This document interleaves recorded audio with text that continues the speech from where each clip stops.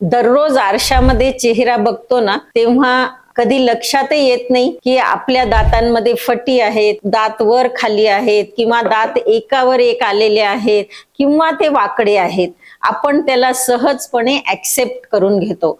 खरं तर डेंटिस्ट्रीमध्ये आता आमच्या क्रांती डेंटल केअर मध्ये सुद्धा स्माईल डिझायनिंगचे स्पेशालिस्ट आहेत.